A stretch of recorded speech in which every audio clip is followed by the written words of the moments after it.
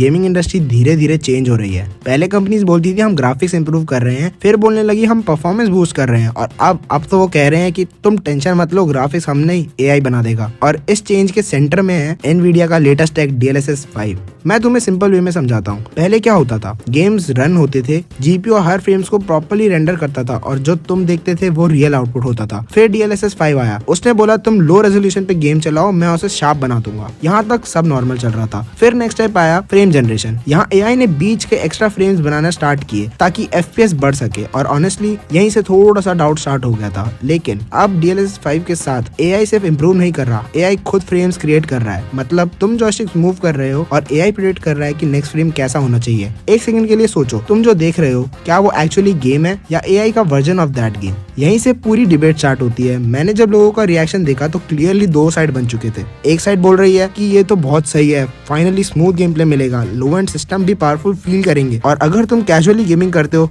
तो ऑनेस्टली ये बात काफी एक्साइटिंग लगती है। सोचो तुम्हारे पास एवरेज पीसी है लेकिन तुम हाई सेटिंग्स पे स्मूथ गेम प्ले एंजॉय कर पा रहे हो विदाउट अपग्रेडिंग योर हार्डवेयर। ये किसी ड्रीम जैसा लगता है। लेकिन दूसरी साइड भी है और वो थोड़ी अनकंफर्टेबल बात बोल रही है। उनका कहना ये है कि ये रियल रेंडरिंग नहीं है, गेम का असली फ्रेम मिसिंग है, इनपुट लैग बढ़ सकता है और कॉम्पिटिटिव गेमिंग इम्पैक्ट हो सकती है। और एक पॉइंट जो शायद सबसे इम्पोर्टेंट है, डेवलपर्स बहुत ज्यादा लेजी हो जाएंगे। और अगर तुम थोड़ा सा भी इंडस्ट्री को ऑब्जर्व करते हो तो ये कंसर्न वैलिड लगता है, क्योंकि जब भी कोई इजी शॉर्टकट मिलता है तो लोग उसे ओवर यूज करते ही करते हैं। आज डेवलपर्स गेम्स को ऑप्टिमाइज करने का कष्ट करते हैं, कल हो सकता है वो बोले DLSS 5 इनेबल कर दो, प्रॉब्लम सॉल्व हो जाएगी अपने आप, और फिर धीरे धीरे ऑप्टिमाइजेशन की इंपॉर्टेंस कम हो जाएगी, गेम में हैवी बनेगा और सॉल्यूशन दिया जाएगा एआई। और ऑनेस्टली ये डायरेक्शन थोड़ी रिस्की लगती है। लेकिन इसका एक पॉजिटिव साइड भी है जो इग्नोर नहीं करना चाहिए। अगर DLSS 5 का यूज सही तरीके से हुआ तो ये गेमिंग को कम्प्लीटली चेंज कर सकता है। Better FPS, better visuals, lower hardware requirements, मतलब ज्यादा लोग high quality gaming experience enjoy कर पाएंगे। और स्पेशली इंडिया जैसी कंट्रीज में ये बहुत बड़ा इम्पैक्ट हो सकता है। लेकिन एंड में बात वही आती है, कंट्रोल किसके पास है, तुम्हारे पास या एआई के पास? क्योंकि जितना ज्यादा एआई फ्रेम्स क्रिएट करेगा उतना ही तुम ओरिजिनल गेम से दूर होते जाओगे। जो तुम देखोगे वो एक इंटरप्रिटेशन होगा, परफेक्ट रियलिटी नहीं। और ये नेसेसरीली बुरा नहीं है, लेकिन ये अलग है, और शायद यही चीजें लोगों को कंफ्यूज कर रही है। तो अब सिचुएशन सिंपल है, DLSS 5 एक पावरफुल टूल है। अगर ये सपोर्ट सिस्टम बना तो गेमिंग बेटर होगी, लेकिन अगर ये मेन डिपेंडेंसी बन गया तो प्रॉब्लम स्टार्ट होंगी। और ऑनेस्टली ये डिसीजन सिर्फ कंपनीज का नहीं है, थोड़ा तुम्हारे ऊपर भी डिपेंड करता है। तुम क्या प्रेफर करते हो, बेटर परफॉर्मेंस या रियल रेंडरिंग, कन्वीनियंस या ऑथेंटिसिटी? लेकिन यहाँ एक और लेयर है जो शायद बहुत लोग मिस कर रहे हैं। तुमने कभी नोटिस किया है कि हर जनरेशन में गेमिंग थोड़ी सी लेस रियल होती जा रही है? नहीं, ग्राफिक्स की सेंस में नहीं, एक्सपीरियंस के सेंस में। पहले गेम सिंपल थे, लिमिटेशन ज्यादा थी, लेकिन जो तुम देखते थे वो एग्जैक्टली वही होता था जो सिस्टम प्रोसेस कर रहा है। कोई गेसिंग नहीं, कोई एआई नहीं, कोई इल्यूजन नहीं, प्योर कनेक्शन था तुम्हारे इनपुट और आउटपुट के बीच। अब धीरे धीरे बीच में लेयर्स आती जा रही है। पहले ग्राफिक्स इंजन, फिर अपस्केलिंग, फिर फ्रेम जनरेशन, और अब एआई इंटरप्रिटेशन। और हर लेयर के साथ तुम और गेम के बीच डिस्टेंस बढ़ रहा है।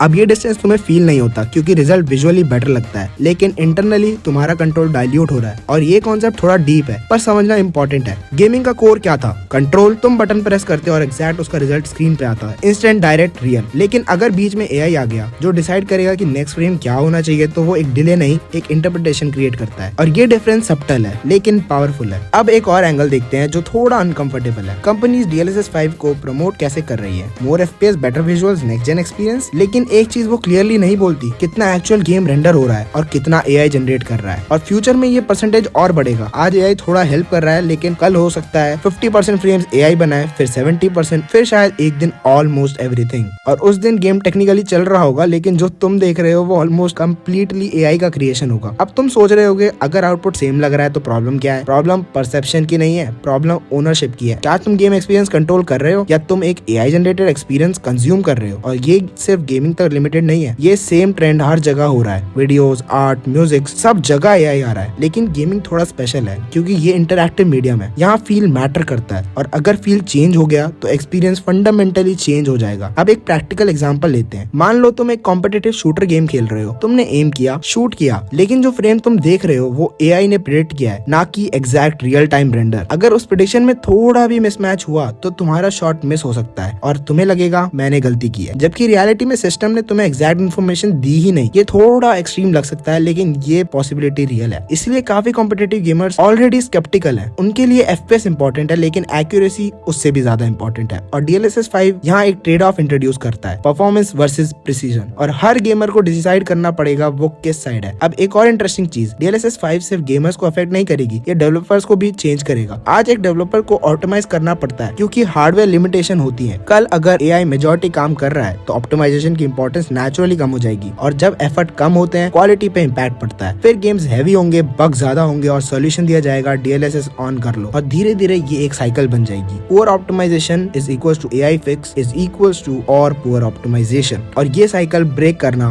मुश्किल होता है। लेकिन मैं यहाँ से नेगेटिव नहीं बोल रहा, सच ये है DLSS 5 एक इंसेन पीस ऑफ टेक्नोलॉजी है, और अगर तुम इसको सिर्फ एक टूल की तरह देखो तो जेन्युइनली ये हेल्प कर सकती है। एग्जाम्पल के लिए समझो सिंगल प्लेयर गेम्स, यहाँ थोड़ा AI इन्वॉल्वमेंट मैटर नहीं करता क्योंकि तुम कॉम्पिटिटिव नहीं हो, तुम बस एक्सपीरियंस एंजॉय करना चाहते हो। और अगर DLSS 5 तुम्हें स्मूथर बेटर लुकिंग वर्ल्ड दे रहा है तो व्हाई नॉट, यहाँ ये परफेक्ट फिट है। लेकिन जहाँ प्रिसीजन इंपॉर्टेंट है वहाँ कॉशन जरूरी है। तो शायद फ्यूचर ये होगा, single player is equal to heavy AI usage और multiplayer is equal to limited या कंट्रोल्ड AI यूसेज, और ये बैलेंस ही डिसाइड करेगा कि DLSS 5 सक्सेस है या प्रॉब्लम। सो या आज के लिए बस इतना ही रखते हैं। अगर वीडियो पसंद आएगी तो वीडियो को लाइक कर देना, चैनल पे नहीं हो तो सब्सक्राइब कर देना, और मुझे कमेंट सेक्शन में बताना तुम लोगों की क्या राय है DLSS 5 पर। और अगर तुम लोग जानना चाहते हो कैसे रॉकस्टार गेम्स आज इतना बड़ा स्टूडियो बना और क्या रीजन थे उनके राइज एंड फॉल के बिहाइंड, तो ये वाली वीडियो देखना। मैं तुम्हें यहीं मिलूंगा। Till then bye bye bye bye bye bye bye.